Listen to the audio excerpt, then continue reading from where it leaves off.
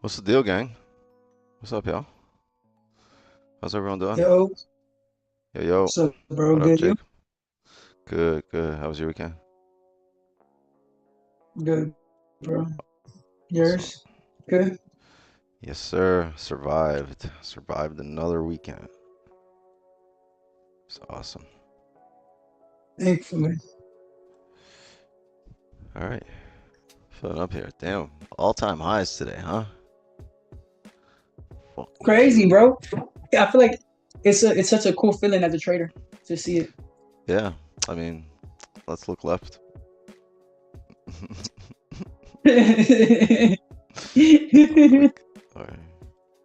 Daily. Shit. Matter of fact, let's look back to 1884. Or where can we go to? How far back can we go? 1833. Dinosaur.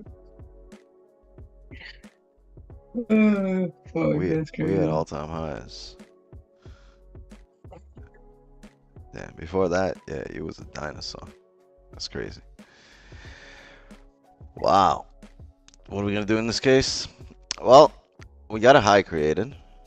Let's establish that high. 15, 30, very similar high. So let's like bring that up here. I think it's even higher. I think the 5 is a valid level here actually, but I'll keep it at the 30. Um, Technically, we have a whole bunch of levels formed. We just don't know how solid they are. So we have a resistance, right, formed up here. We had our previous high over here. It's really 2075.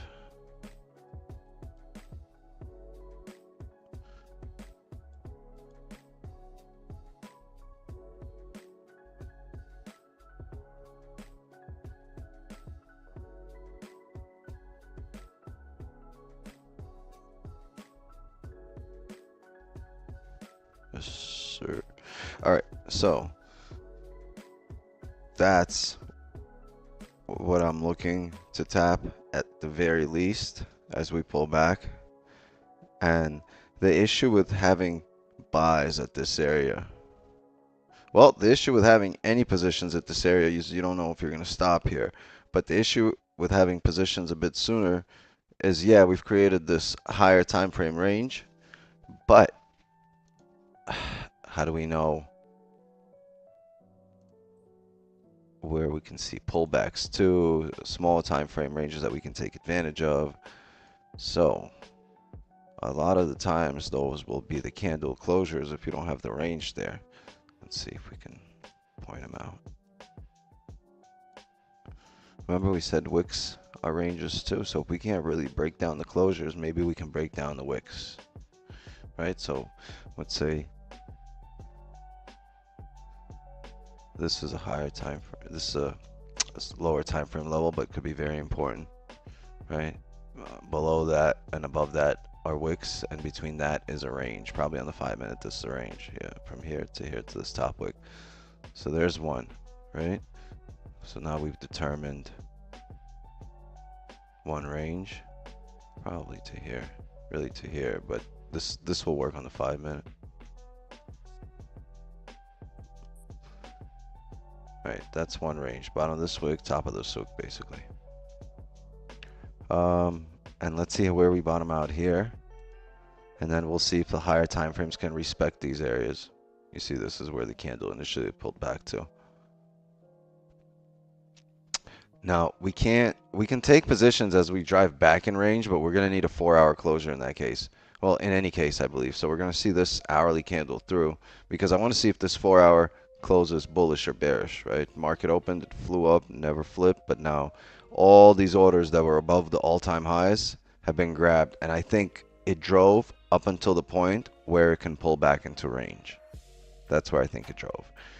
Now, once it breaks back into range, you'll grab more orders, retest the highs, and then either more all-time highs or we'll be back on our way down. We'll trade those as they come. But for now, we just need to establish some right? Some ranges, some support, some resistance, and we have indications of what they might be on the smaller time frame, but I'm not in love with these concepts, right? Because or with these levels yet because they're very minor, very minor. But besides the fact that they're very minor, it doesn't mean we should disregard them. We should still pay attention to them, and you should pay attention to the candle overlaps here, as the bottom wicks and top wicks of higher time frame candles will create ranges.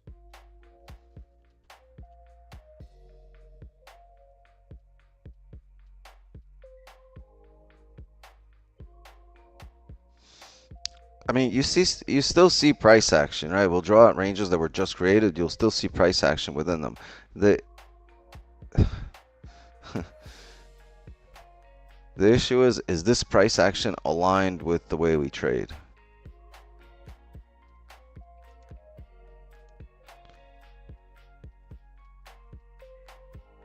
This 4-hour flip will be interesting as hell. And then you're asking, well, if you know it's going to come back to there, why don't you just take a sell to there, right? And we don't know how many orders are, we don't know what's over here, right? We don't know if there's a chance of finding support here. We don't know if we have never been here before, so I can't look left and see if market's ever rejected in this area. How many times, right? Does it drive through every time? Does it have to close below here or above, where does it need to close? Where's the actual level here? So everything we're doing at this point right now is arbitrary, right? It's sort of like your first guru that told you why his strategy is great and why he's taking positions where he is or she is. And they'll be like, yeah, just because I've seen this before. Like, great. That doesn't answer anything. That's just arbitrary. Based on what?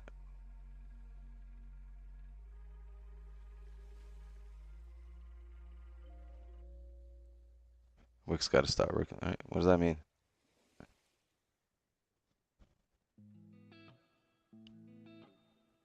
What you trying to say right now? Oh, shit. Mm.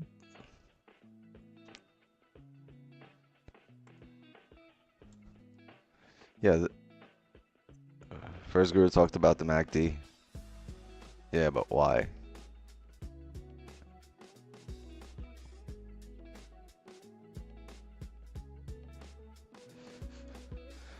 Anyway, let's see what this 4-hour does. I would say this is a really important closure. We have no business in attempting anything here until we see a higher time frame closure above the range here. Now we have the top of the wick that we can expect to get filled if we grab some orders. So maybe a bottom wick on the opening of the next candle. So this is what I would take, right? If we end up driving down here and on a 15 or a 30, we can do something like this, right? On a 15 and or a 30, mind you, because at this point we've tapped into the previous all-time highs, and maybe we can reject off of that to form a support and bounce up. And the reason I want it to be a 15 or 30, this way the 4-hour and the hourly, well, specifically the 4-hour, will still close with no bottom wick, but a 30-minute candle will close bullish. At that point, if we open up with a bottom wick, then I'm going to expect, because of that bullish closure, right, I'm going to expect if and only if we open up with a bottom wick here, I'm going to expect a flip here to drive up. So at this point, I'll look for a retest of these highs. And we have plenty of range to take advantage of. We just need the levels to be established. But the range is there.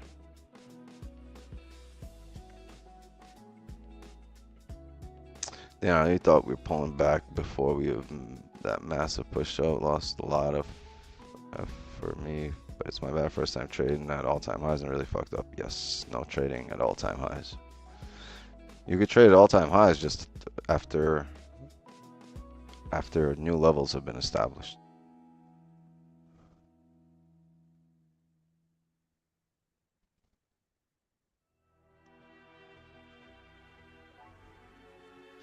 But yeah, I'm taking the sell down because I don't know if we're going to establish a support here and never come back down here, or maybe not come back down here for a little while, right?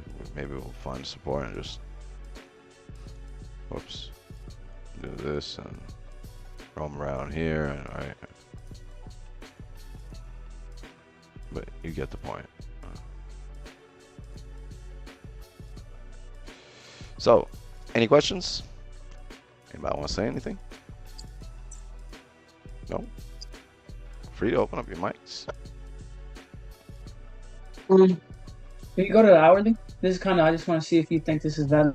Like, that's what I'm thinking. Yeah, bro. You can draw. You're the man Like, of the hour. I if mean, the, go. Let's shoot. You can shoot ideas back and forth here because that's what this session's really about. if That's why you this guys. if this hourly close like bullish like that, can we look for like the next hourly / 4 hour open to make a bottom wick and then take buys?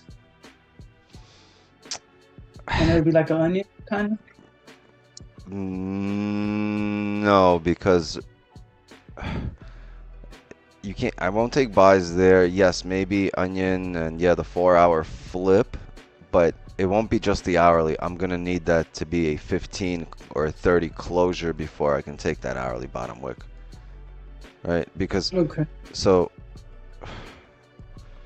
you know how I just drew the 30 closing bullish and tapping this area, and then the next tap and a flip, that's what I'll take. So if we get a 15 close in there tapping off this area, I want to see that we're getting, hold on. I want to see that if we are to close bullish on the hourly, right, I want to see a 15 or a 30 do this on one of those, in one of those hourly candles before, you know, I'd want a tap of this area and then a retap or a break of the lows over here that might at the moment look like this, right? At that moment it will be looking like this, and you're getting a celery back play back into the range. Now once we test this area right over here and we do not drive and we flip, that's my position, because at this point we've attempted to break back in range, broke the lows, came back in here, and we flip bullish. We're not flipping back bearish until we reach the next level of resistance, which was established up here. And this is what So gold is very good at doing, is filling the are ranges. those two Yeah. are those two candles? My bad. But are those two candles? Are those so? Would those be the 15-minute candles after the hourly close, or So you mean maybe right now the next 30 does this. Oh, whoops. Sorry. after this 30 closes and opens? Maybe the next 30 does this, right? Next 30. The next 30, yeah, at 8:30, right before the 4 hour closes. Maybe. Right? This is the current 30. Wait, let's go back. Let's go to the 30. This is the current 30. Maybe the next 30 before the 4 hour close closes like this. Right? Now, it's still going to be a bearish a bullish 4 hour close. It's most likely going to be a bullish hourly close at that point because we'll be a little bit above here. But even if it's a bearish hourly close, now we have a 30, it'll be a 15, it'll be a 30. It might be an hourly, might not be. But that is why I'm going to wait for the next hourly to break the lows here. Ideally, you'll have all these confluences. You'll create a low for the previous 4 hour. You'll already have a 30 that closed bullish. Right? You'll have an hourly that tried to drive down, broke the previous hourly, and now flip back bullish. The 15, the 5 will close bullish up in range here. So you have all your time frames, and they're all falling in line. You're going to drive until the next resistance, right? So you have a lot of range from 29.2 to 21.11 here. Wow. You understand? You're going to have 20 pips of range. You're going to have, I'm sorry, 200 pips of range. and then Holy 500 fuck. pips of range. But you know what I mean? Like you've just cleared out all these orders driving up, so now it should be an easier trade. But you need to come back to the higher time frame support. If we don't tap it here on the 30, right? If it closes like this, right? If the 30 closes like this but never taps support, it is highly likely you're gonna come down, whether you break the low or not, whether you create a top wick or not. It is highly likely you will come back to that support. So I don't want to take buys yet, but I don't want to take the sells there because it's highly likely, but it's not guaranteed. And if I'm wrong, there's a big fucking price to pay here. You know what I mean? So is it worth it? Probably not. So you're looking for it to tap the higher time frame support because from what I've seen happen, and typically on big pullbacks, we're not going to see the support formed right now. Market's pulling back hard. It's going to need some time. And what I've typically seen happen is that when it does this, it doesn't really reach this. It'll come down here with momentum. It'll flip bullish, and then it'll eventually end up like this. It'll grab more orders because you're going to need to at some point retest these highs, but it'll grab enough orders to retest them and maybe drive further. So you're going to need to retest either this or this area in order to grab more orders to come down. But at some point, this is what gold is very good at doing. Right now, we're looking at a 30, but if you look at the 4, if this is what happens, we're going to flip bullish eventually and fill that wick up. That's why we trade it. It's a very technical pair. It creates highs, it creates lows, it creates a range, right? Resistance, support, range, and then it fills ranges. It's creating a range right now, this big ass wick that it just left, and it's gonna fill that wick. It's gonna fill the range for the most part on some time frame. On the 30, it's gonna fill it back up. Will it break it? We don't know. It depends on how much orders it gets. But if it comes back into the range here and then starts driving back up, then I'll bet on the fact that it should break it. For now, we're driving down and we don't know where that support's going to be. We've never seen 2090 here. I mean, until we were driving up, but we've never seen 2090 on the way down. Let's see how these levels react as markets coming down.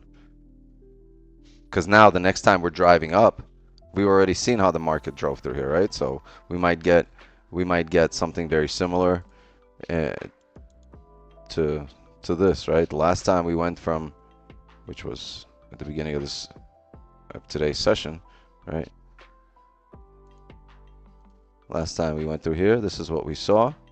Last time we came down here, now this is what we saw. Next time we come up here, it's probably going to be a pretty quick drive, and it's probably going to look like this if it does come down. Next time we're through here, if it doesn't come down, it's going to be an even steeper drive. And then once it comes back down from there and goes through this range again, right, through this whole range, after it's done doing whatever it does over here, it'll look like this going through here.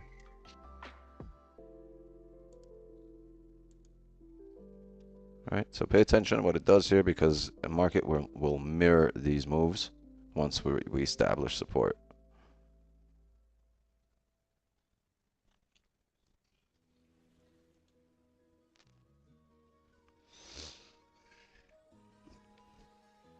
Because I mean, there's a lot of catalysts here at play. We have, right, there's been, I think the ceasefire is over. You have the ships being attacked. You had a weekend, right, for the overlap of the last month from the previous to the last month of the year, beginning of the month. You have the markets that are entering their last month of the year, and institutions trying to get their orders closed out. Markets going to where it needs to get orders filled to close out the year. Same way you close out the day or the week or the month.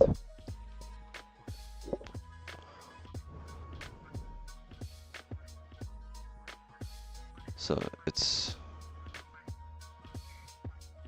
take the overall psyche of the markets, or the psyche of all the traders in the markets, and this is what they're doing right now. They're thinking right now.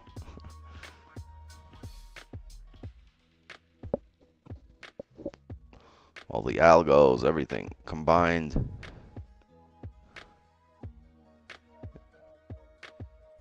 It's one combined brain with a certain thought process. And if you catch on to that thought process, you might be able to take advantage. You might be able to anticipate what the brain's thinking. They're pinky, and the brain.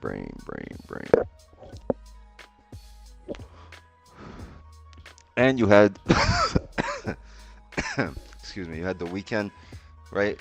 Right, the day before we went away for the weekend, we tapped and tested all-time highs, and we came back, retested them, and broke them.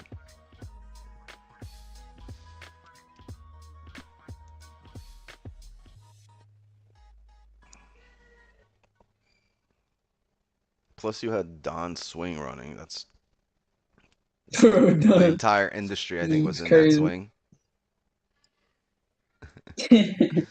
That was the So main catalyst. I think that was one of the main catalysts here.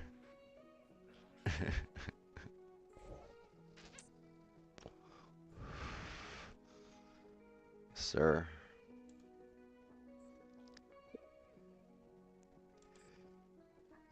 Damn, people trading the 1 minute here. Wow. That's crazy. By the way, does my mic work on Zoom or no? Yeah, we hear you. Yeah. We fucking hear you, man. Just don't know which one's getting picked up. Is it echoey or not? No.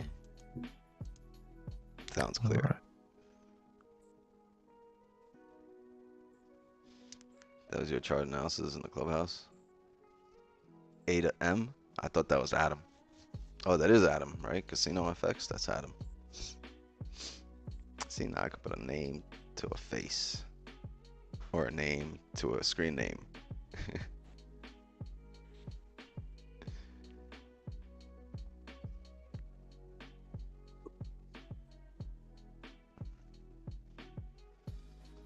$30 closes here.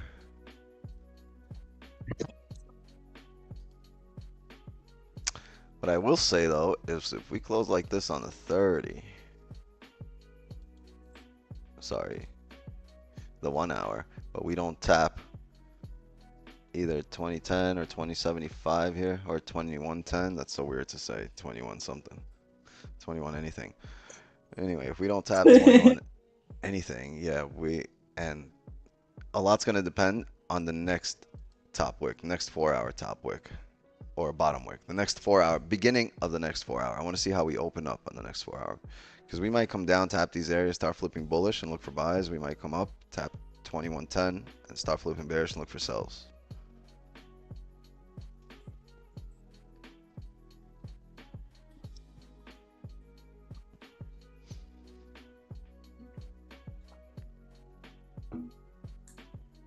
Because this is a massive rejection above the all-time highs, right? We can just come back down in range, drive back down to where we were, find another support, right? Establish support, maybe 2010, 2000 areas, and only after that start driving all the way back up.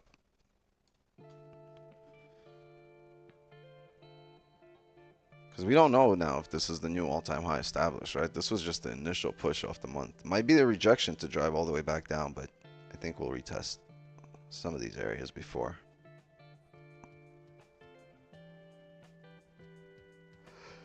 The market had a lot of interest overall, and a lot of a big push to actually come up to all-time highs. There was interest from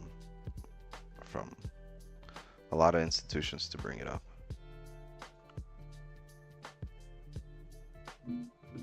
Me and my friend literally had a conversation yesterday, I think, where he was talking about December. He's pretty new to trading, and he watched a bunch of videos on like trading in December, and he was telling me like, oh, I've seen so many videos saying December has no volume, no people trading, everyone's on holiday. We're gonna be trading the entire December. Yeah, and I'm saying just beware, like Gold does some crazy shit in December. And literally it was yesterday that I said it. So I'm wondering what he'll say when he wakes up today I'm all for and crazy sees shit. the shit. Yeah, I mean, crazy shit means volume, so. Yeah, I'm all for market moving. It's when it's not moving, everyone's like, yo, what the fuck? This Asian session sucks. Look at this. We just fucking moved. How much did we move? Beginning of the These session. ranges are so like massive. We moved 800 pips for Asian. Mm. I think that's a record for That's Asian, more no? than we moved in like a week.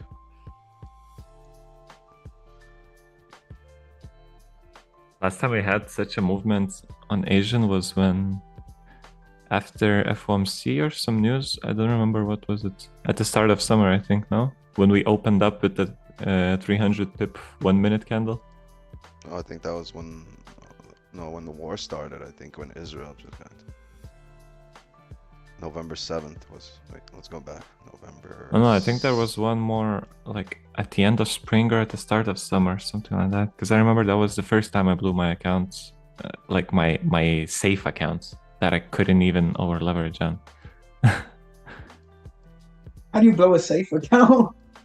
Yeah, that's Right the thing. here. Like This was it. Right here. Wait, where did we move? November. No, that's the 14th. I think that I got like slipped by 180 pips or something like that. Fuck, that's crazy. I think it was this day. No, it's 200. We moved. It was November 14th. We There opened should be one more like that way earlier. 300.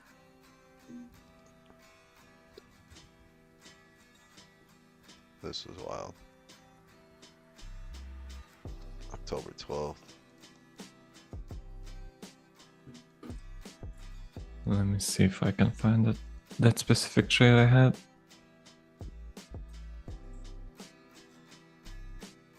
Yeah, we just moved a week's worth. Just now.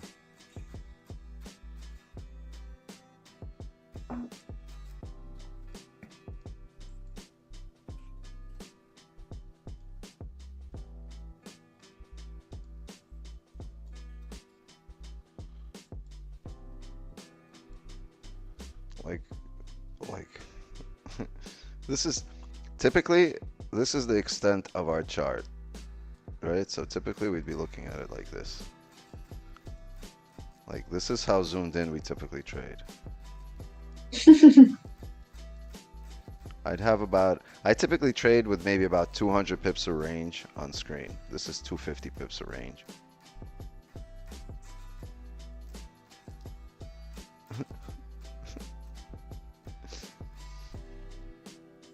This is typically how zoomed in I have my chart on the screen. Can't do this shit.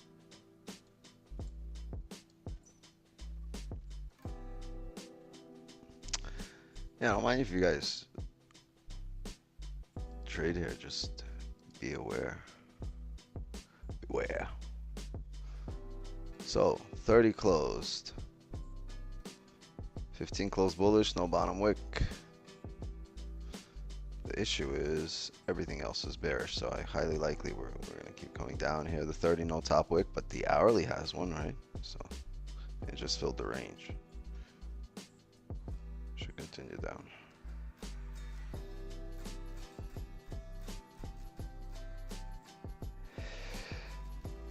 I would really love to place a trade today. It's just the way the market has shot up. I don't think, just to be completely honest, and this is not a public session, right? If I say this shit in a public session, we'd drop viewers like flies.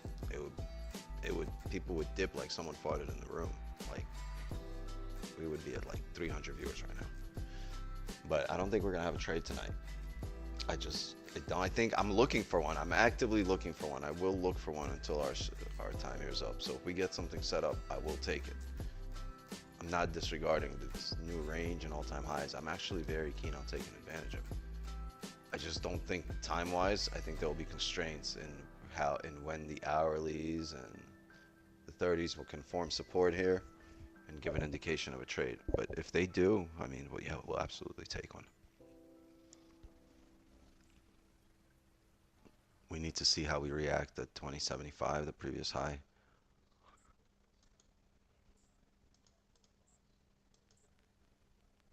I can't take sells into there until this 4-hour closes. I don't know if we'll hold here.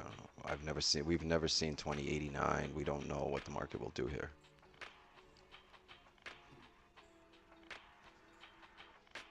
Yeah, sorry for the delay, but I found it was on May 4th. May the 4th be with you. Yeah.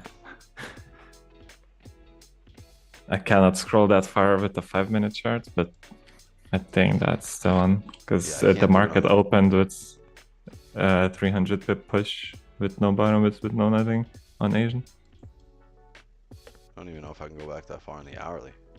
Oh yeah, I can. Wait. Don't you have premium? Yep, 20,000 candles.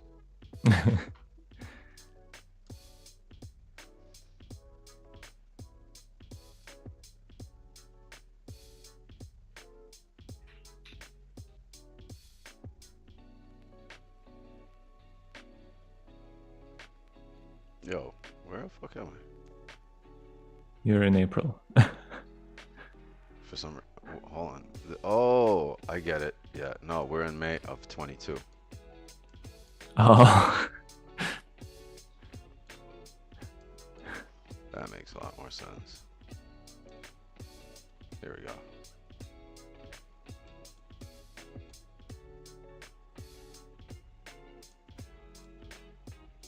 Oh, we're way off.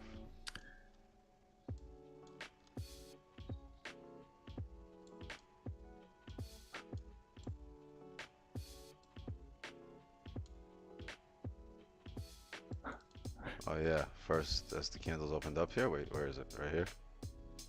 And the third green one, I think. But yeah, we were like pushing up before the market closed, and then after it opened, and I was asleep for that whole time. No, that green one with the top wick.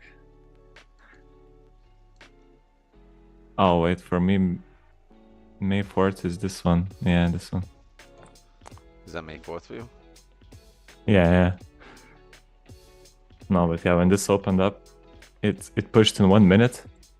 Like Yeah, this whole candle was in 1 minute. So on Oanda, like it has the 50% account protection. Like if you go below 50% of your account, it will close everything.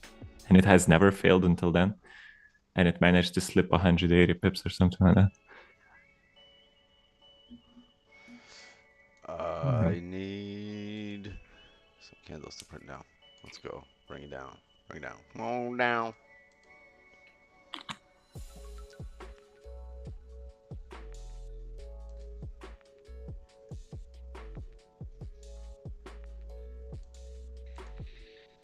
How much was this on the break of the lows here? This is already 60 fucking pips.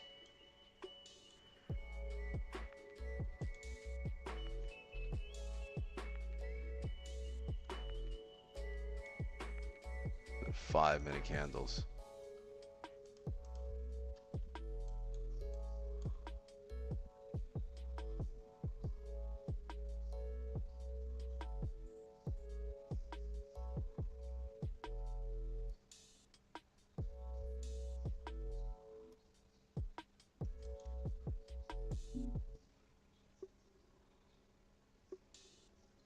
This is clean to the left. I mean, typically it'd be like, damn, look at this shit. Just clean candle to the left for 80 pips on a 5-minute. This is a 5-minute range right here to fill.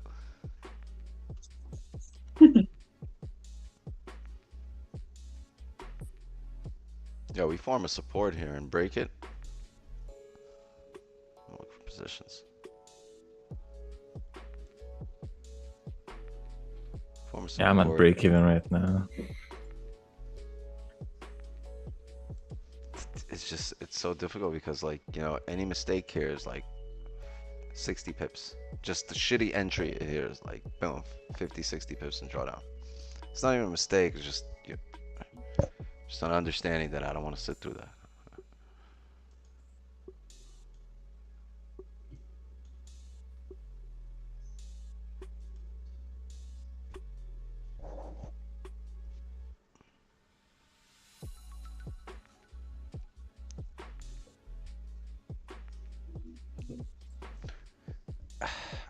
think we're also in a time of higher spread. How's your spread, guys? What's your spread? My spread's 3.5 pips, 4, 6, 2. You know, like it's jumping. 1 pip on Blueberry. It's still crazy. Blueberry just manages to do its thing with keeping gold. it steady. Yeah.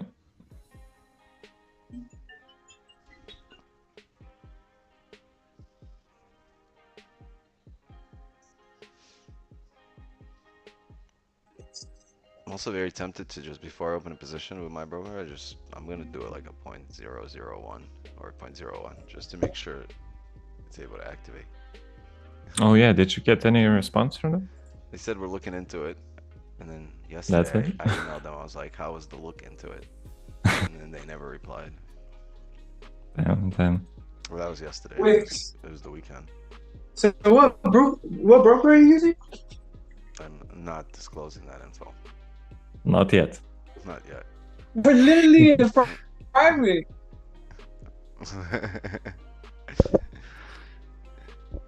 If they fuck him up again, then we'll know for sure. Yeah. I honestly, I have withdrawals pending. I have transfer pending. I have like a lot of shit, like, and I was using for the last year. I was using 3 different brokers or 4 different brokers,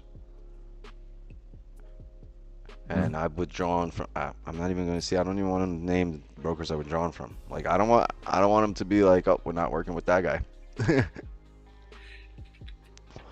Okay, you're gonna public this, right? You're gonna make this public on YouTube after, right? Yeah, well, it's gonna go public. That's not even it. I mean, hopefully there's a broker recommendation on the way, I think. Very soon.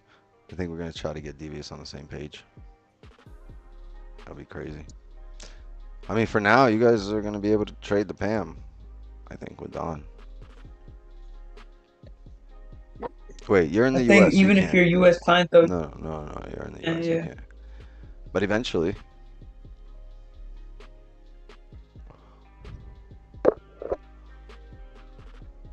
How does it work with the PAM? Like, do you just connect your accounts on Blueberry, or is it like you transfer money to the PAM? I never really looked into PAMs. It's just okay. So there's for you it doesn't matter. For your purposes, it's just it's asset management, right? So whatever money you deposit into the PAM account, you're like an investor, right? You put down what percentage of the PAM trader's risk you want to take on, and then you just let it rock. So there's PAM accounts, there's MAM accounts, right? They're technically for you guys the same thing, but the PAM accounts is where money stays in in your account, but there's you decide how much risk it takes on, and every account is traded separately with, I guess, its own delay or with its own latency. And then I might be butchering the way I'm explaining it, but on a MAM system, all the money goes into a pool, and from there the traders get payouts. There's a few ways it could work with a broker, so. But for your purposes, you're going to be able to allocate the amount of funds and the risk attached to those funds. So typically, you'd want to trade, like if Don's trade, you probably want to trade like a 1-to-1, right? Because that's your risk, because you want to take on the identical risk that he's taking on. But not knowing a trader and entering a PAM, you probably want to give it like less risk. Let's say a trade like 50% risk would be like the PAM trader opens a 10 lot, and your account opens, if you have the same balance, it opens a 5 lot, considering, right? So it'll open half the risk of the initial trader. But it'll be dependent on your account balance. That's right. Yeah, but it will be more for like bigger accounts than considering the percentage that you get from the profits. It's Like, just money growing. Like it's better than investing in something. yeah. It's like having it in like a bank's Nasdaq fund where they like just trade your balance, and over time it will grow I slowly. just don't think any of them are doing like 40% a month. Yeah, for sure. But then again, it's like then there's a profit split, right? Like there's a lot that's attached to it, but it's good because honestly, it might be even good for people that like to trade because then you get to see the the positions. Like it's basically like coming to the stream, but like coming to the stream and getting signals at the same time. That's how I look at it.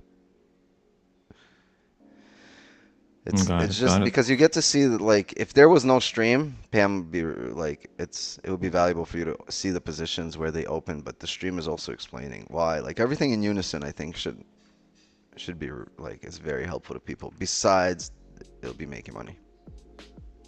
And is there like a price to join, or is the price just based on like the profit split? I don't know. That depends on how he works it out with the broker. I don't even want to talk on it because it's like how he's working out with the broker. That's probably in the background. Well, yeah, I just don't know how. I didn't work it out with yeah, like got I it, wasn't part of that conversation. I don't know how they're doing it. All good. Don't wanna put down in an uncomfortable position, are you?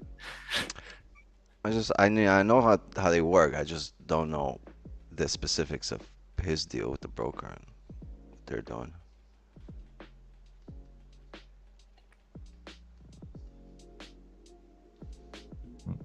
Sounds good. See, like we could have taken a sell here at 84 as it's coming down, and we'd be sitting at fucking 60 pips in drawdown, 45 pips in drawdown in general. I still think it's gonna come down. Look at this. The 15 closed bearish below the most recent range, or the only range we have below the most recent support. If the 15 can come up, create a top wick for this 30 and flip, and then flip back bearish, then we can take the flip here on the 15, fill of the wick by itself. Here's 30 pips, right? Let's see if we can break the previous 30 high, which would be the hourly high. It'll give us it'll be the previous 15 high. It'll be the 30 top wick, and then if we flip bearish, that'll be the hour continuing down.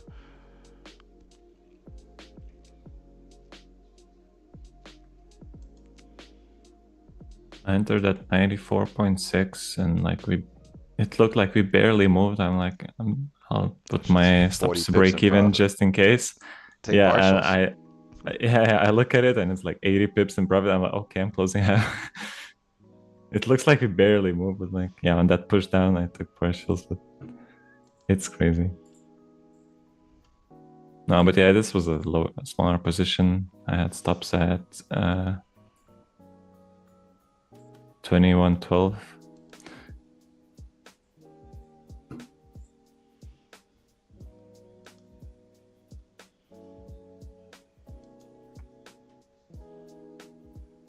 Because now here you would put on the 5, it would look like this where the candle overlaps.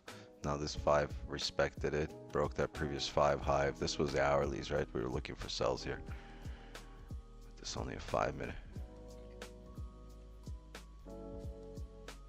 With the last 10 minutes of this 4-hour candle coming up.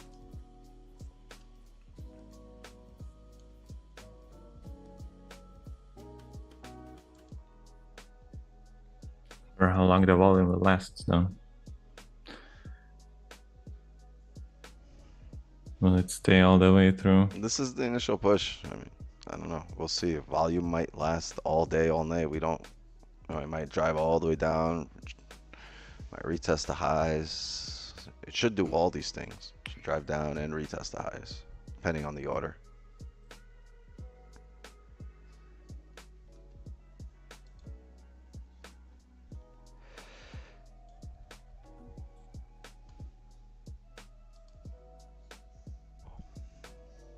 $15 just open, right? So first 5 of the 15. So maybe we come up, break these highs, and flip for the last 5 of the 4. That'll be interesting. Chat, give me a second. I want to see. My kids are in bed. Hold on, guys.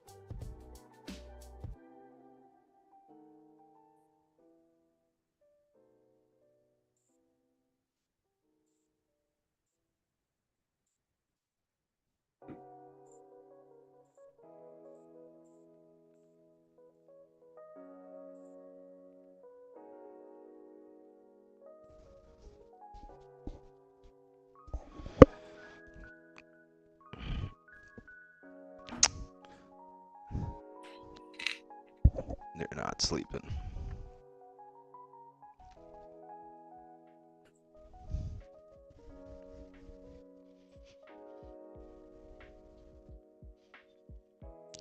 FTMO gold price feed was bouncing between 21.10 and 21.25 constantly for like 15 minutes this morning. Wait, what do you mean? How did it do that this morning? Oh, is it this morning right now for you?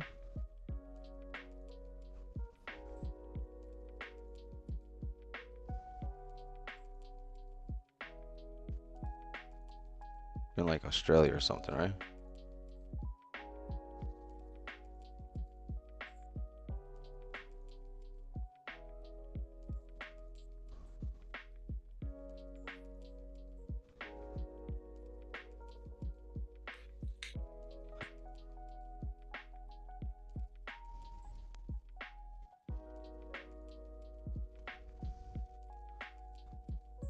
I'm starving. I'm hungry, chat.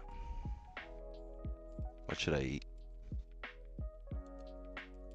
I want sushi, but it's too late for sushi. I don't want to go anywhere.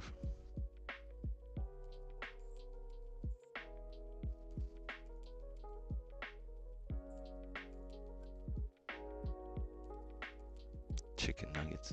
Nah. You're in Australia, yeah. Makes sense.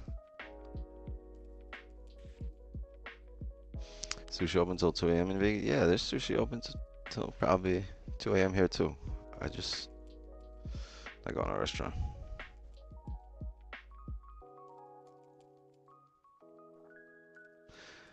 Personal question for you: if you would have made a shit decision in trading and faced the consequence for it, would you stop trading for a few days and then come back, or would you? Me, I don't know. Depending on when in my journey. Now I make a shit decision, I come back next day. I don't know. What do you consider a shit decision? Because like I've taken losses that I don't consider shit decisions. Right? We had a loss on Thursday, our last stream, public stream. I mean, very next morning I tripled my loss. Just like come right back to the next session.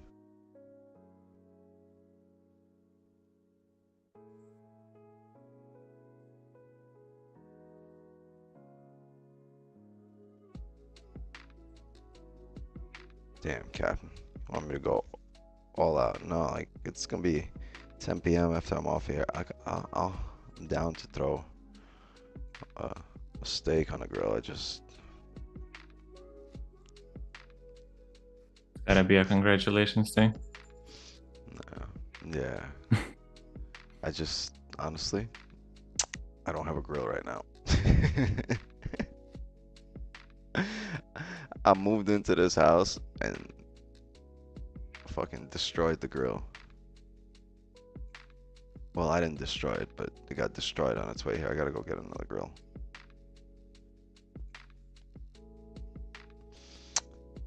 The weird thing is, my new next door neighbor is a professional chef.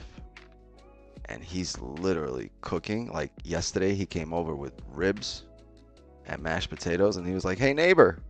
I was like, "What's up, man?" He's like, "Hey, try these, neighbor." I'm like, cool. He's like, "You know what? That's our neighbor across the street. Neighbor!" And he starts yelling at the guy across the street, and he goes over there and gives him, and he cooked some fucking mean ass ribs. Like this big.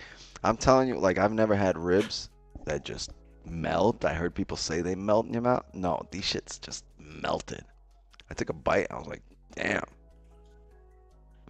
Like, should I not be chewing these? It was so good. And now, I'm good at the grill, right? Like, I cook some mean steak and lamb and chicken, and fish, everything. But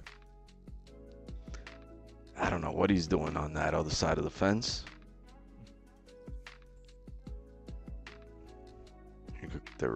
He cooked some really good ribs. He's full doing that friendly but crossing. No, like he has a 12-year-old daughter. My daughter is gonna be 11 this month. Like they're always hanging out. Like we just moved in here like a month ago, and they've been sleeping over each other's houses all the time. And she comes here, and my daughter goes there, and they're the neighbor across the street, the one he went running to, he's got 2 daughters. So like everyone has daughters, right? And they're all. But he saw me at the front porch. I was smoking a joint, and he was like, "Oh, neighbor, hey neighbor!" And he comes running over, and he's got this big ass plate of mashed potatoes and ribs, and I ain't gonna say no. You know me, I just smoked the joint. Who the fuck's gonna say no? You know how I had some mean The munchies. match He is walked kicking over. in. I wanted to be like, "Is this it?" But like, I can't do that, right? Like, I would have ate triple that plate, and it was a big plate. I'll be honest with you though. I tried it, and I took a small piece, and I was just so fucking amazed that like I could not eat the whole thing and not let anyone else try it. So I just brought it in, gave it to my kids. They devoured the whole thing, and left a little bit of mashed potato. It's all good though. Now in their eyes, I'm the best cook ever. I ain't tell them it was the neighbor.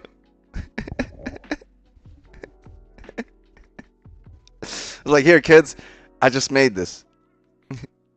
I didn't know. No, I didn't say that. I was coming from the outside, and they were like, "Oh, Dad, you made this? This is delicious." I just rolled with it. I was like, "Yeah, it is." They 4 and 6 years old. They ain't gonna know. They ain't gonna care. They just right now, I'm God in their eyes, right? I'm the best cook ever. I'm the food god. This is how I believe kids look at things, like the ancient Egyptians and the Greeks. Like they have many gods. Right now, I'm the food god. Then there's the park god, right? And then there's the homework god. Dear God, please let this fucking homework be over. All this shit. Then there's the test god, right? God, please let me fucking pass this test. Then there's the mom god, right? Please don't let my mom find this shit out, God, please, man. They got all different kind of deities they pray to.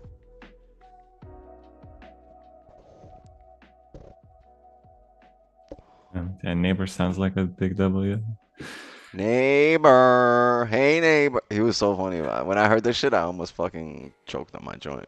He was like, hey neighbor. And I see him running over. It's cool though. My old neighbor would never do that shit. All right, we just got a 4-hour close. Where do we close? I want to say we closed above, but above what? The line we made off the 5-minute? I don't know. Although it looks like a solid level here, right?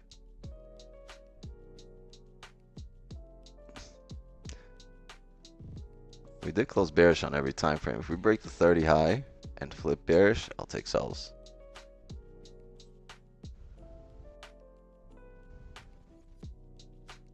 The 4 hours closed massively bullish though. That doesn't mean we can't take sells. Like, yeah, eventually the next 4 hour, the one that's just started, it has another 4 hours to play out. We might print bearish for the next few hours and then flip bullish. Let's see if we can get a read on a smaller time frame.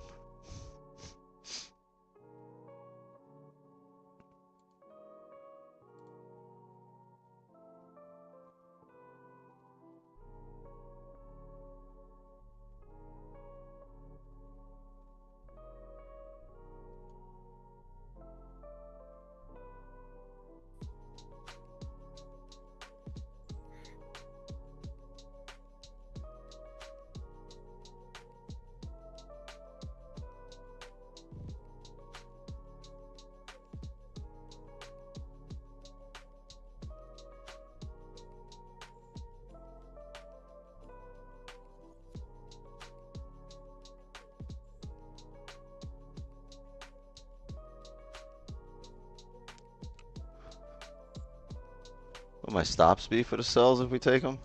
Probably the current top wick that we make. I just use all-time highs. No, previous hourly is perfect. 112. For 112. But you need the 30 to break the highs to know that we just grabbed orders and we're gonna drive by getting a break of the lows as well. Right, because right now if we start coming down, I don't have too much confidence in the drive down right now because we didn't come up grab orders. But if we can come up grab orders above the previous 30 and start coming down for a bottom wick, for the 4-hour bottom wick, yeah, I'll be okay with that. I can dig that.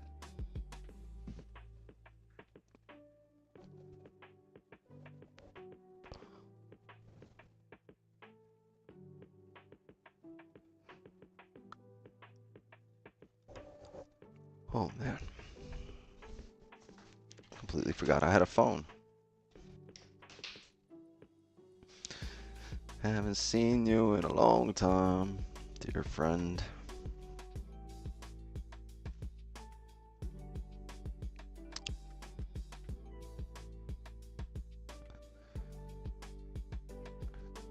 I think we're gonna get to 20K subs this week.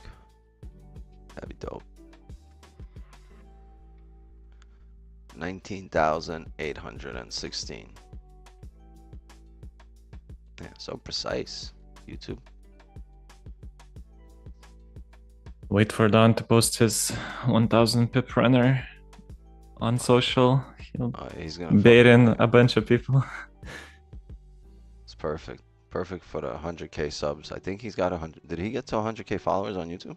On Instagram? He's laughing on IG. Yeah, he's damn 98.3 thousand on IG. It's so dope because he's gonna hit them both 100 on both almost the same time.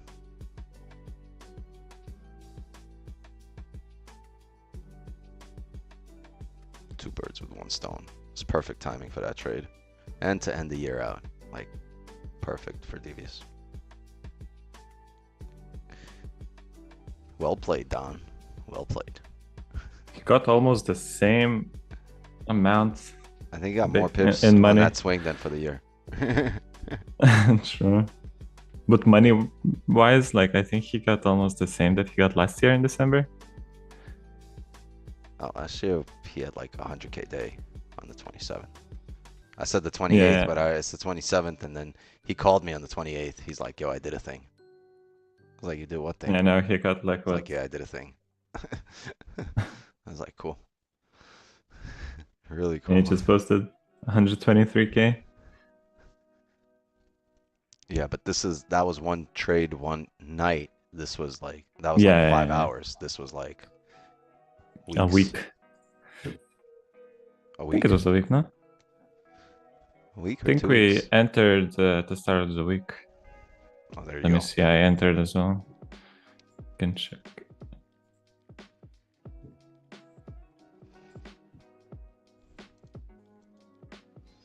Oof.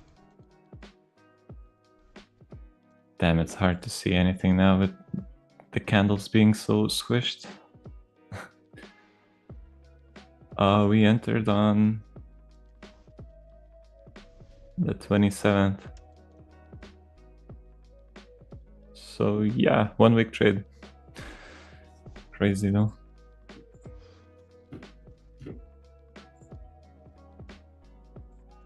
I wish this hourly gave a steeper top wick. I think we'd be in this. It's kind of tough. Then you look at the 4 hour and you're like, yeah, all right.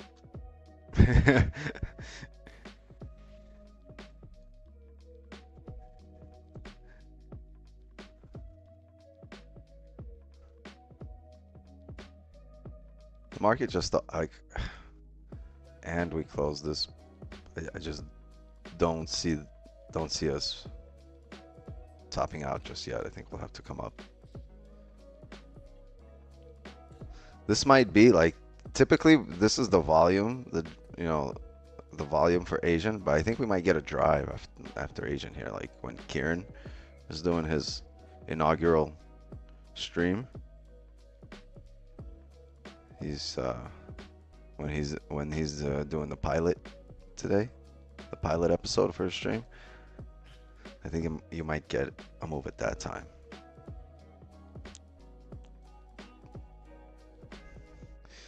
Because whether this 4 hour flips and drives up or it closes bearish and the next candle will drive up and grab a top wick before driving down, will still drive up. We'll still get a move up to either grab orders come down or to continue up. Watch the daily just flip. Even if it flips, I don't think it'll either do it now or drive. If it does it now, it'll come back up, grab orders, and then drive. It might flip and drive, but that'll be New York, right? We'll come back up, we'll grab orders 2800, I mean 2080, 2100, and come back down.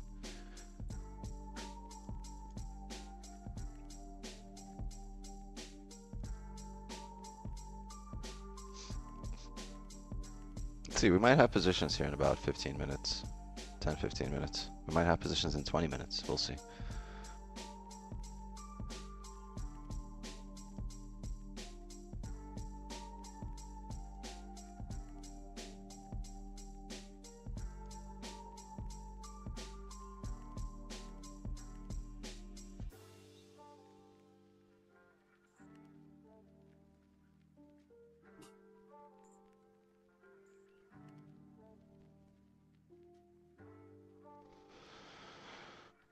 Give me a couple minutes. Hold on.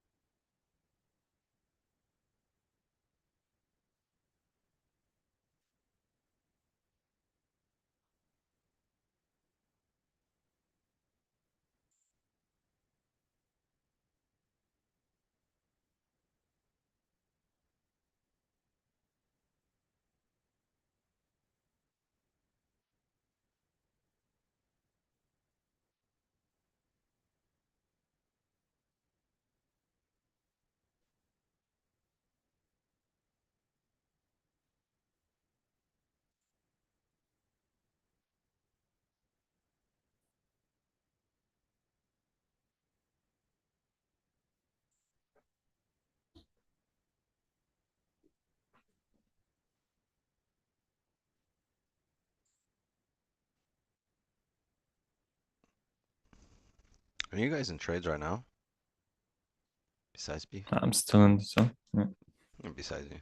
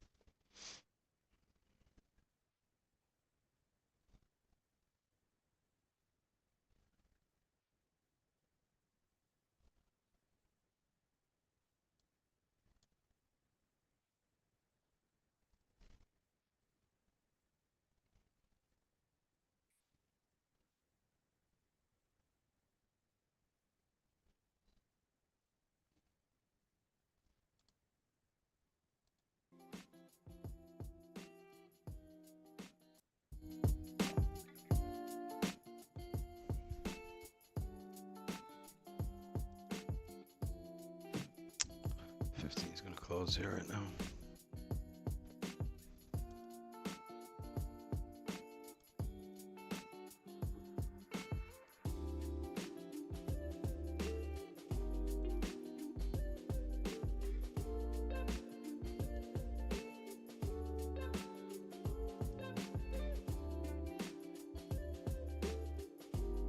Nice drive here.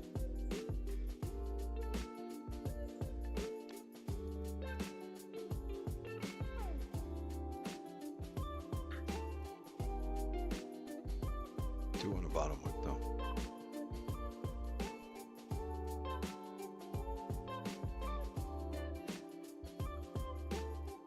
I don't know what the fuck that was.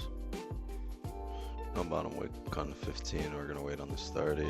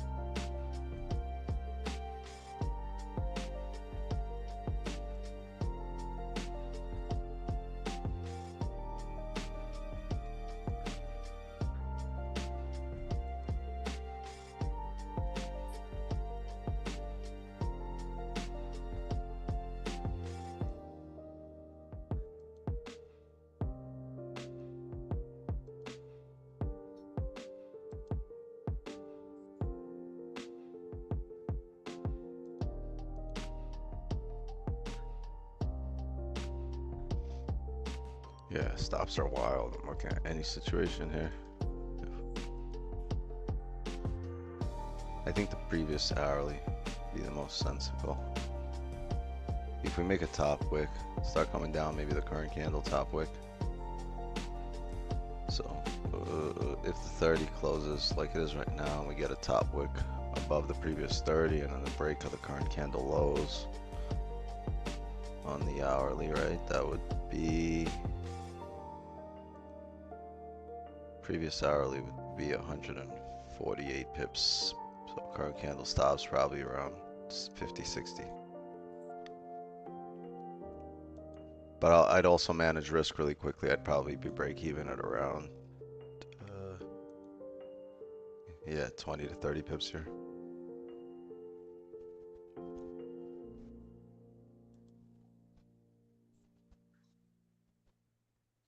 I hope 20 to 30 pips is pretty quick.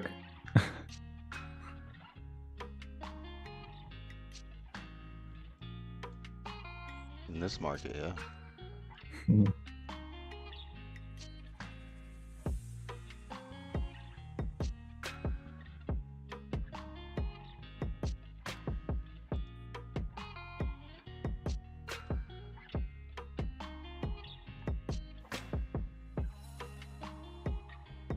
Right, if you could look at it like this, you would say the 4-hour closed above, but we've never had a 4-hour closure here, so maybe this is, right, the level might be this, right?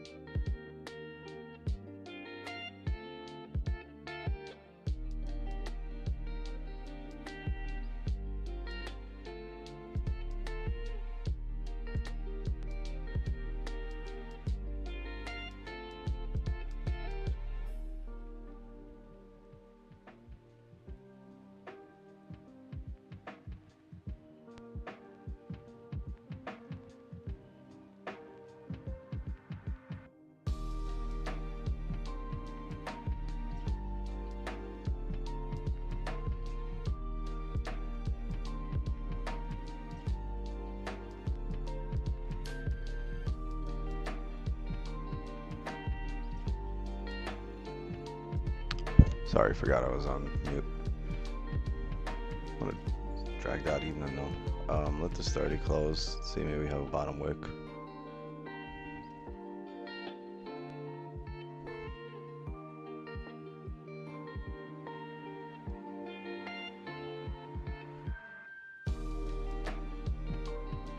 Maybe we can flip bullish on the hourly and then reflip and break the current hourly lows, and then I'll take positions. Because if we now flip on the hourly bullish and break the current hourly high, it'll be an attempt to drive, and it'll also grab orders above the current hourly. And if it does that and then re-breaks its own low, it just grab those orders to finish out the range. So then we'll pay attention.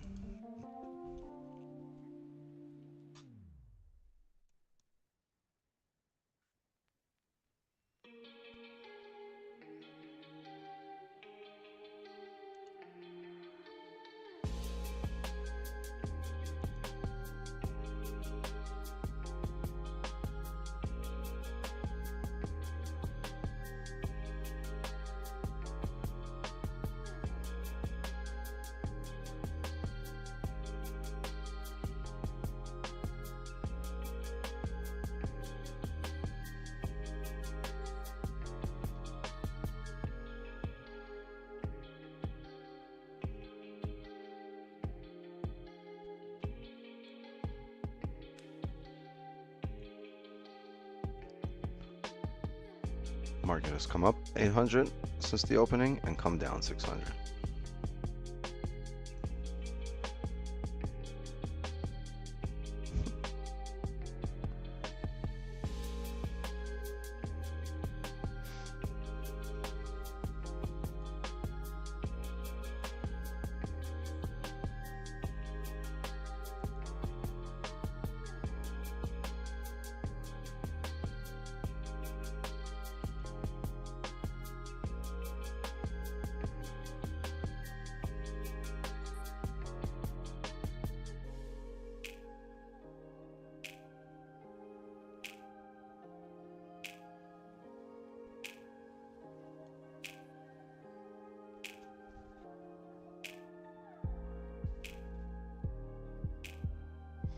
Good turnout though, guys. 16 of us on the Zoom. It's a decent turnout. I think last week we had 19. Got a nice W last week on Asian.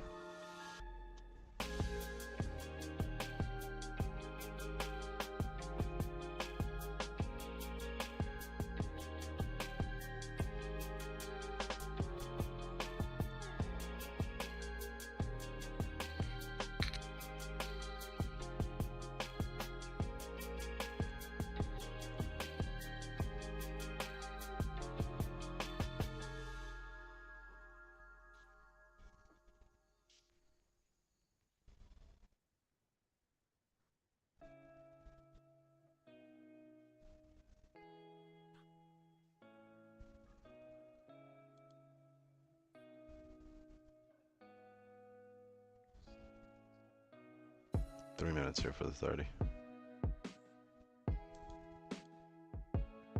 But if you look on the 5, right, you can kind of slowly see the market's making a less of a steep move, right? It was straight down. Now it's kind of like curving up. And this is the U-turn that we talk about, where it doesn't just change off one candle. It'll take a whole bunch of candles in typical market conditions.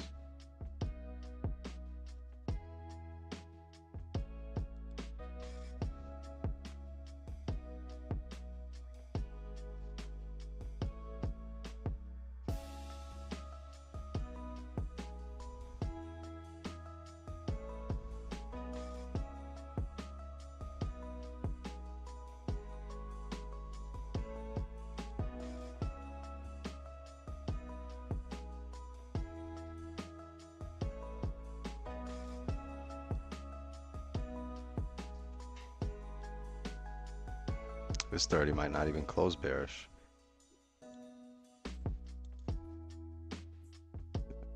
If that happens, this would be the first 30 that closes bullish since we started the session tonight. Since the day started, actually, as a matter of fact.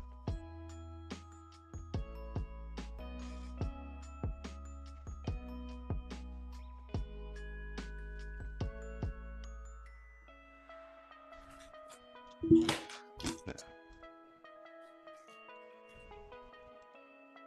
Actually, I'm sorry, since the pullback started, because we had bullish 30. No, we didn't. We just had a bunch of 5 minutes.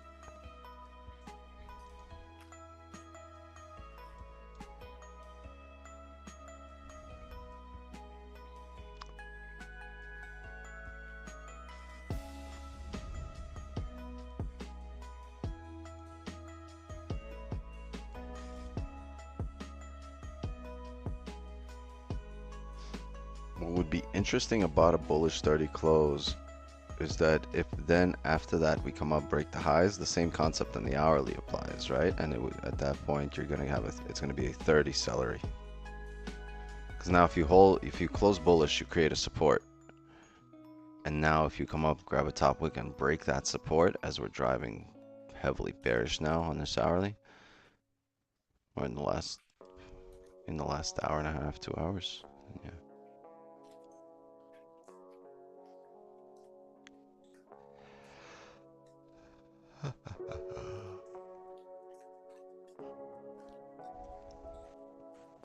There it is. There's the 30 close. 4, 3, 2, 1. We close bearish.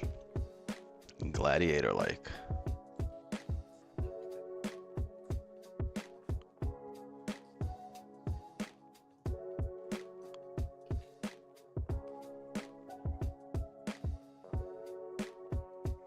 Nope. No positions here.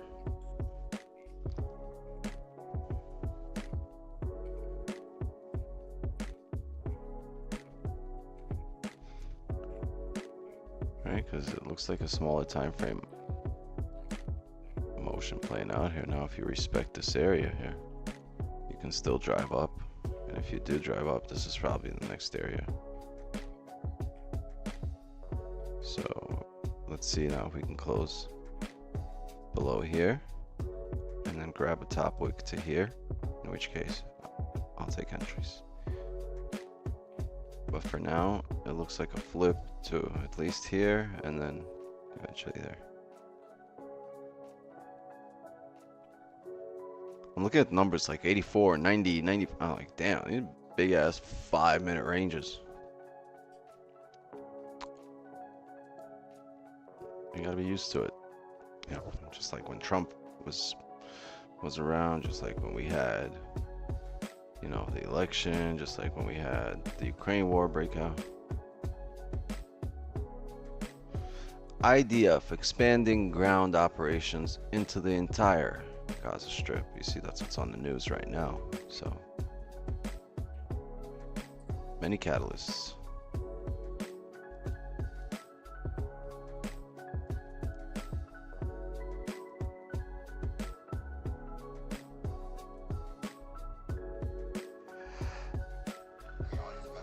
Oh shit, what's up though?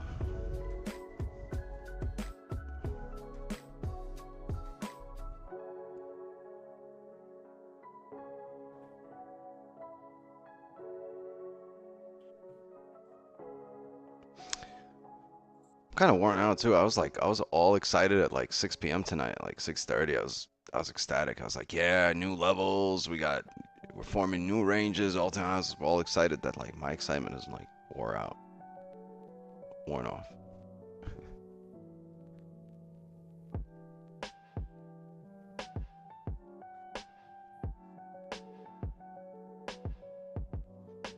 Tomorrow will be interesting because we'll have all these levels established. We'll be able to mirror ranges. Tomorrow Asian session should be really, really volatile. I think this whole week should be volatile. I'm fucking excited.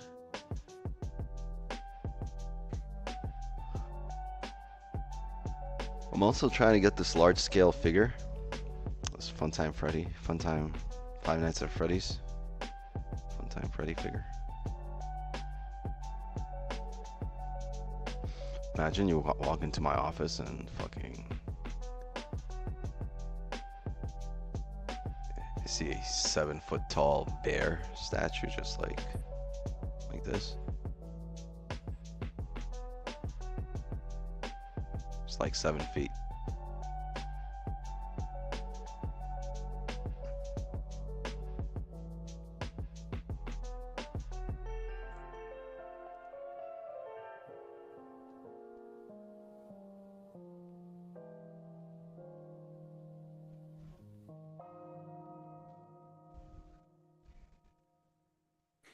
They only want $1,700 for it. Life size figure.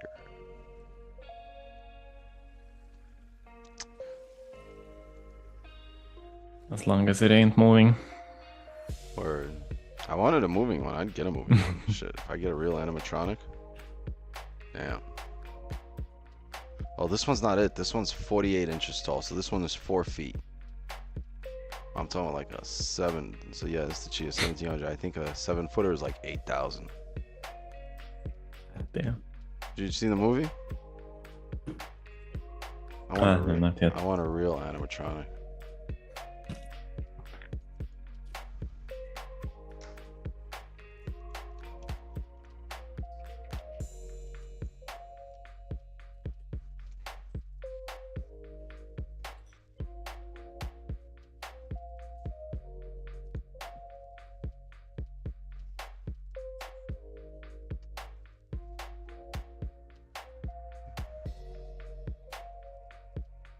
Yeah, this is from the movie. This shit.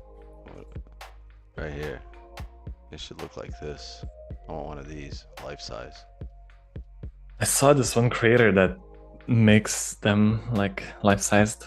And these these were wild in the movie. They were like animatronics in the movie, right? They're just toys that sing. It's crazy. I want these. No. Yeah, I saw someone making one, and they didn't have like the flesh of them, let's say, put on yet. So only the eyes and the inner frames. Oh yeah. And it just looks like the robots. most cursed.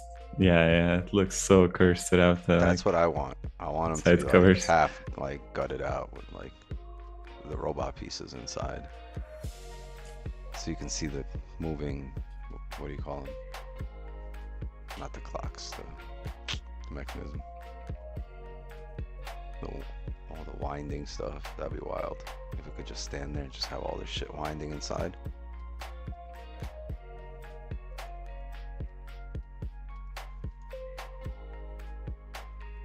Yeah. Imagine having sleep paralysis. And that shit just turns on and starts speaking to you. Nah, I'm good. I'd be like, wait, you spoke?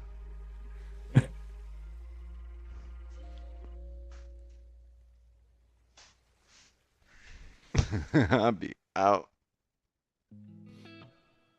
Back to sleep. Nope. I'd be at this fucking house. I'm not going in there. But Wix, your kids are there. I don't care. They own their own now. Out. My kids are weird. They'd be like, oh my god, I love these things. But they're not weird. They're just kids, right? All kids are weird. So like, my kids are kids.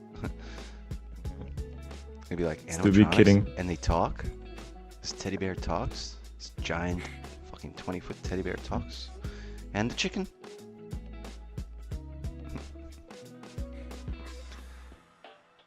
In the movie, that bird, her name's Chica. It's got a little cupcake. A robot cupcake animatronic that it carries. That's what I would get. I would get that bird, Chica, with the robot cupcake, right, standing in the corner of the room, right next to the big ass skull, the painted skull I have. That's right on top of all the sneakers.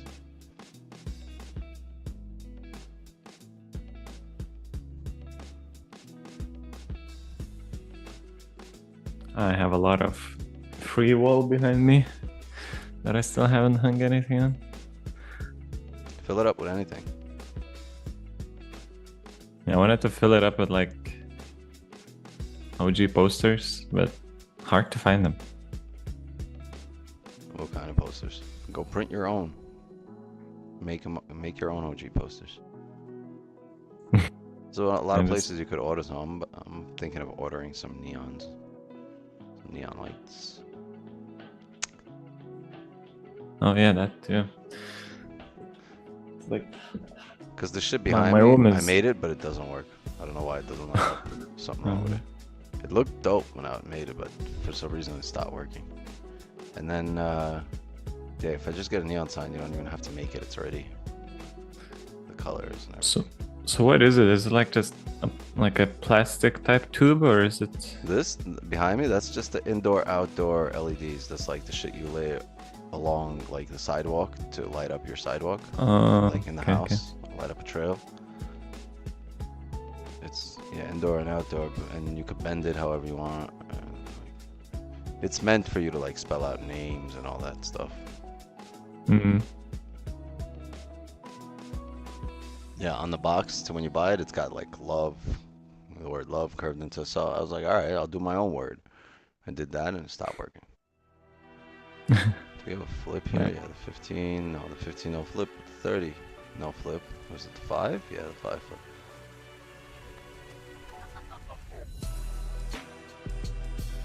I don't know. This could be the motion. This could be the bottom of a bullish candle. Don't know. Might not be, but it could be.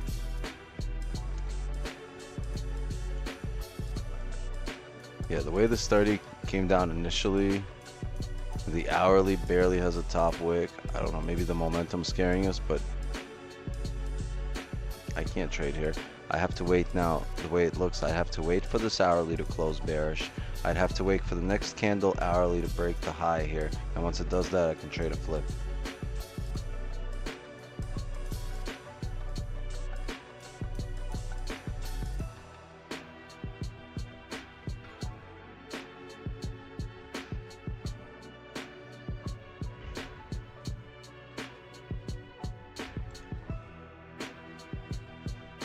So I pointed this out. The thing is,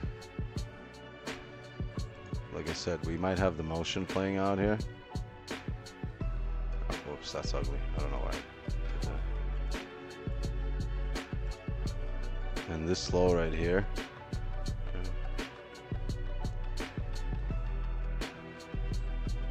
Alright, we established a low. We came down below it. Grabbed orders, came back up in range above here, and now anything that's tapping this area but staying above it is technically the motion, and we can continue to the top of the range where we'll make more decisions.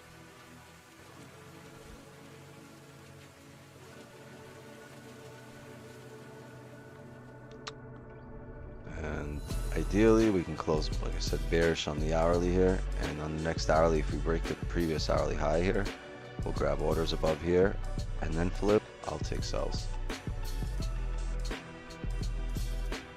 Hold on a second, gang. Give me 1 second.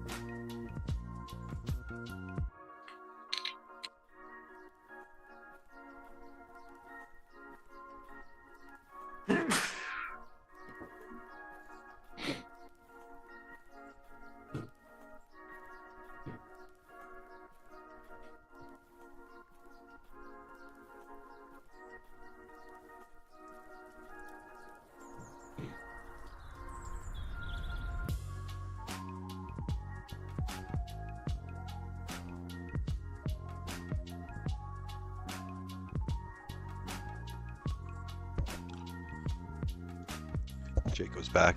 I'm sorry, gang. I know we all want to be in positions, and we all want to be celebrating dubs, but there's only so much I can do. And this is just, I hope you guys are taking certain nuances of my thought process and making them your own, or hope you're getting some value out of my thinking behind here and why I'm staying out, or what I'm looking for, why I'm looking for what I'm looking for. And it's really about, we don't have previous data, but we did print some smaller time frame levels here, right? So if they make sense, and then the hourly price action starts making sense, I'm fine with taking advantage of what we can. It's just be patient, let it establish.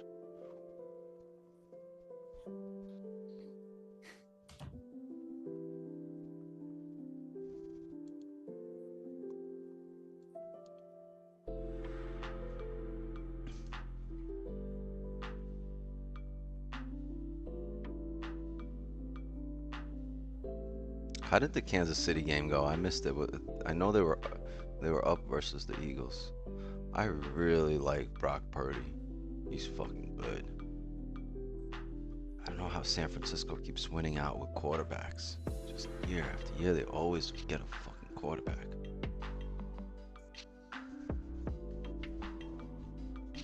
After Cap, yeah, they had fucking, what did they have after Cap? They had Alex Smith, right? They had somebody else before Brock Purdy.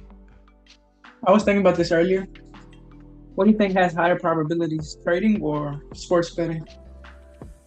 Or you think it's like the same? Higher success rate, sports betting. Sports betting? Yeah, over like by the amount of people that succeed versus the amount of people fail.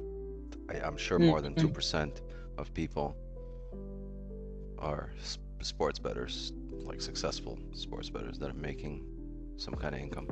Trading, I think the stats are like less than 2% make annual salary, right? It's, I think, less than 1% make 6 figures of something like that. Last time I was reading. That's crazy. They're always doing like these, questionnaires and like, yeah, they're putting out statistics like that. But here's the thing.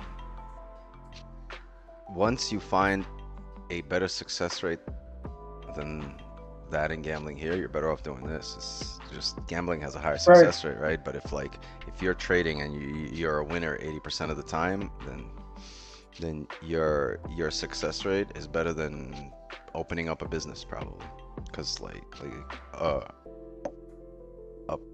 any business that you open up, right? Anything that you get into where you're the owner of the business, if you start a business, your chances of that business succeeding are roughly 30 to 40%.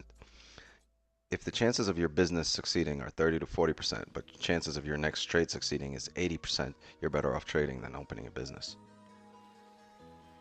Your probabilities here are better than any business owners when they're opening a business. So that's why I take my odds here. People are like, yeah, but it's safer to open. Nah, this is more safer. I have better odds here. For me personally, some people are really good at opening businesses. They've attempted 30 and they've opened 20 that are making massive money. Great. Your success rate's really high at opening businesses. Mine is, I've opened 30 and I've had 2 or 3 succeed, you know what I mean? And they've more than paid off for the other ones, but it's just, that's what it is.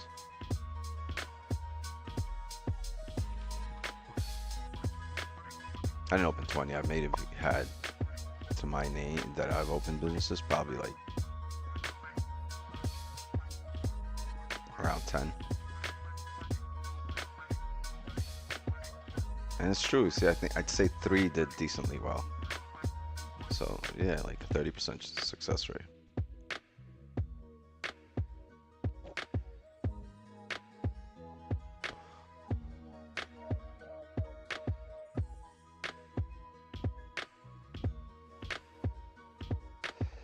But that's just, right? That's not overall. It's like, oh, so these numbers, so I gotta follow it. No, those are just the overall numbers. Doesn't mean you can't be an outlier or an exception.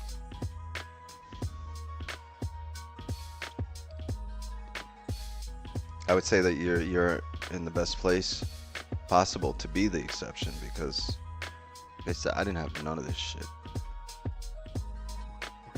Yeah, the closest thing I had to someone streaming and showing position was Raja, and it was way and like it was like years into it was a couple of years into my trading career that I saw that. Until then, it was just a runaround to get as much info as I could from wherever I could.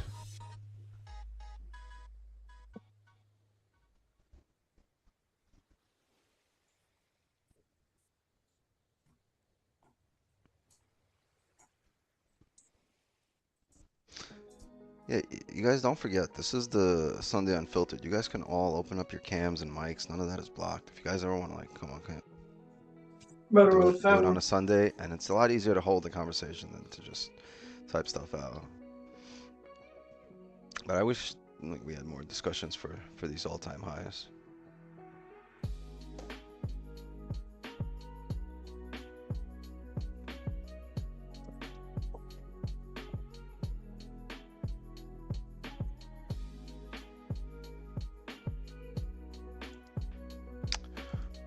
I'm gonna wait on this hourly close. And we're gonna see how we open up on the next hourly. Ideally, this hourly closes strong bearish. I want a nice, strong push down here. That's what I would love. I wish we can break all these lows right now. If we break all these lows, I will take a sell off the rip on the next hourly.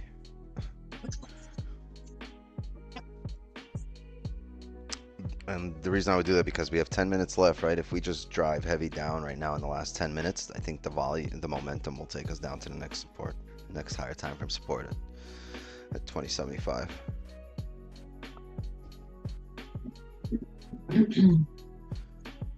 But if we don't drive here in the next 10 minutes, right? If we're just kind of in this 5-minute range, we'll call it. And I think it'll do you good to let the market set up for New York. I don't know.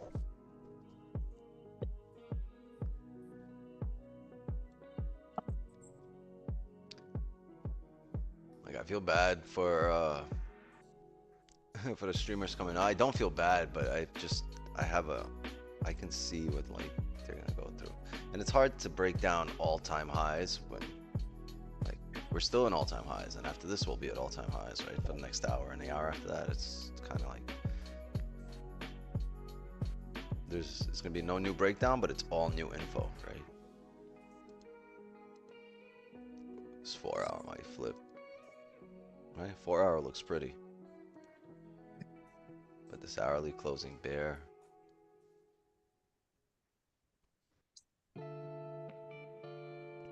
I just don't see this being the next hourly candle, right?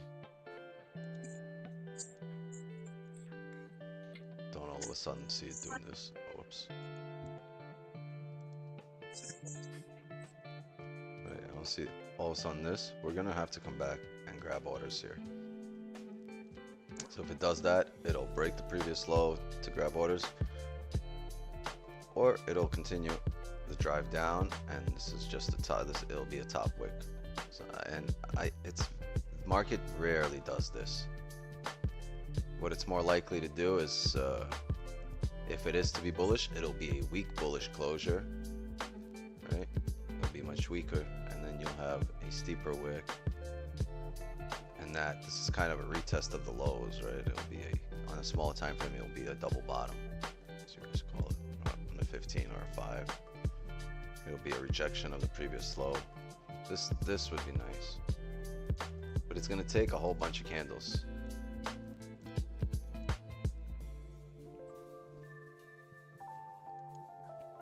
Oof.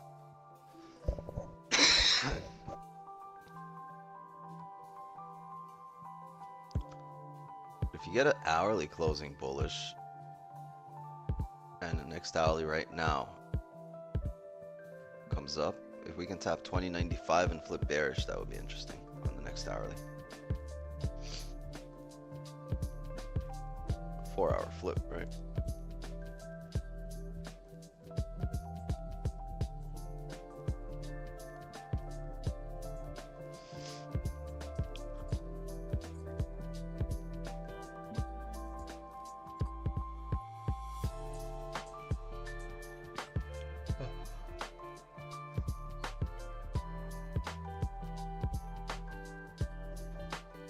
There we go.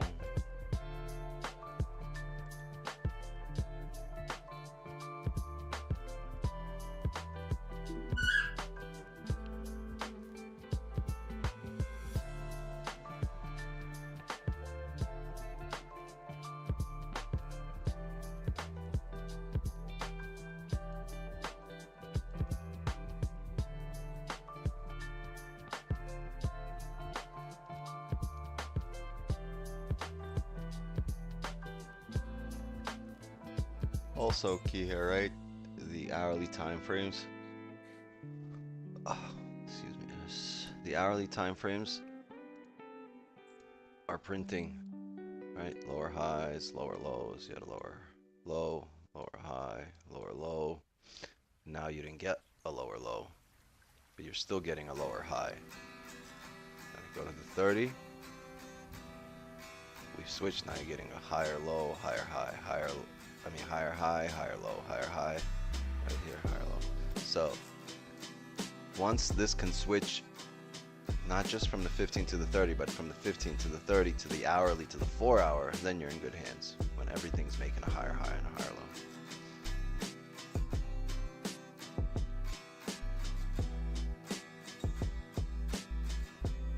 Literally, look at it candle by candle. Look at the higher time frame, look at the smaller time frame. And at some point, they will all align. That's your drive.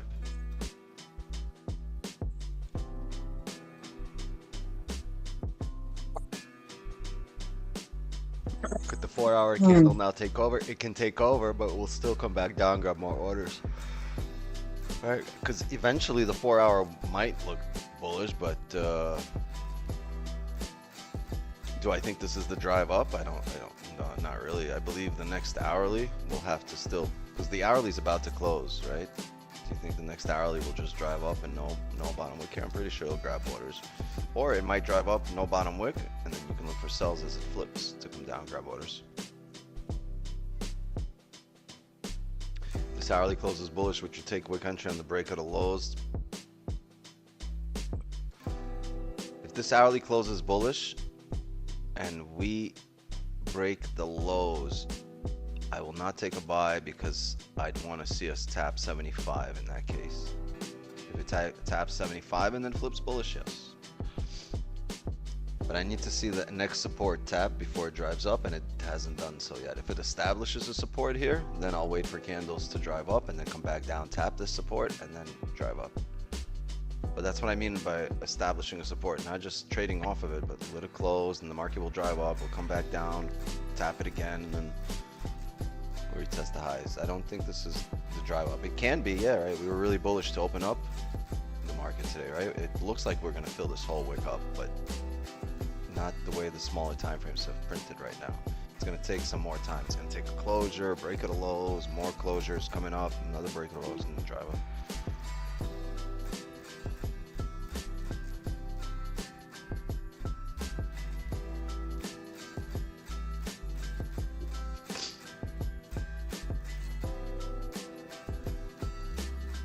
Look at the relationship between, I've been speaking about this for weeks, between the 8 p.m. candle and the 9 p.m. candle here, these 2 hours from 8 to 10 p.m.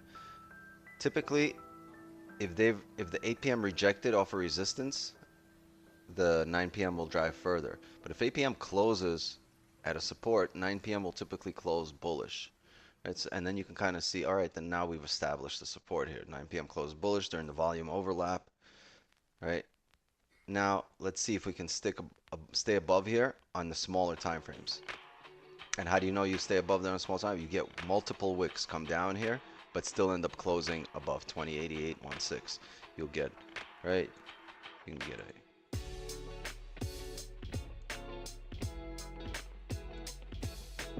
on the 15 or the 5, you can get bottom wick here, right? But still close like this. And then you could get a bearish candle coming down, looking like the drive, but close like this. And if you continue respecting these areas, right, as the hourly breaks the lows, you can look for buys. But you're gonna need to see an area respected multiple times on multiple time frames. Like a 30 closure added, 15 closure above. Now, the hourly closing bullish. There's gonna be one time frame is gonna lead into another. But if this isn't support, you'll make a top wick right now, break the lows and stay below it. And then you can technically finish out the range on the hourly close, on the next hourly close if you start closing below all these wicks and below this 5-minute range that we've just established. We break 2082 and close below it on the hourly, we can probably take sells off the rip. But that was it. That was the hourly closure, right? We've closed bullish. What I believe will happen here is we'll come up, we'll create a top wick and then drive down to 2075.392. Just from seeing these moves play out before. This is too weak of a bullish candle for me to consider this a support. This is more like an indecision candle. The market didn't really make a decision in this area and closed the same area. Now it's due for a decision. And I believe it's a drive up and a breakdown. Might not, right? The 4-hour, like you said, it could take over, but that's the difference, right? Now different time frames are telling different stories, and I have a hard time trading then.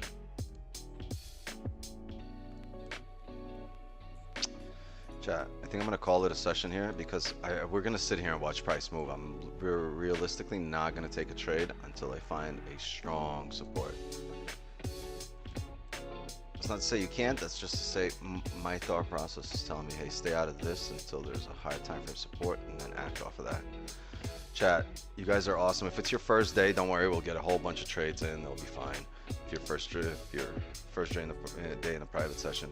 But tomorrow and the rest of the week, we're live, 8 p.m. Eastern. I'll see you guys there. Yeah, same time tomorrow, same time, same place. Yes, we'll be live, except it'll be a public stream, and others will join us. Yeah. W stream, I think so. I mean, it's good that we discussed all-time highs. It's great that we now have new ranges to play with above 2075. And it's good that this range didn't come up for like 30, 40, 50 pips. We came up 800 pips. We have now 800 pips to the upside to play with, right? All right, gang. I'll see you tomorrow. I'll be on Don's stream in the morning, and then I'll see you here at 8 p.m. Eastern live on YouTube. All right, gang. Thanks, Captain. Thanks, Beef. Thank you for coming through and showing up on cam. Thanks, Jacob, for questions, and I'll see you guys tomorrow. Yes, sir. Thank you, Wix. Yes, sir. Gotcha. I'll see you guys tomorrow, 8 p.m. Eastern. Thanks for the stream. I honestly think tomorrow is going to be very volatile. We have a lot of range to fill, either here or to when we come down and break back into range below 2075. So make sure you're prepared tomorrow. All right. Long wisdom to you all. Good night, guys. Cheers. Good night. Good night, guys.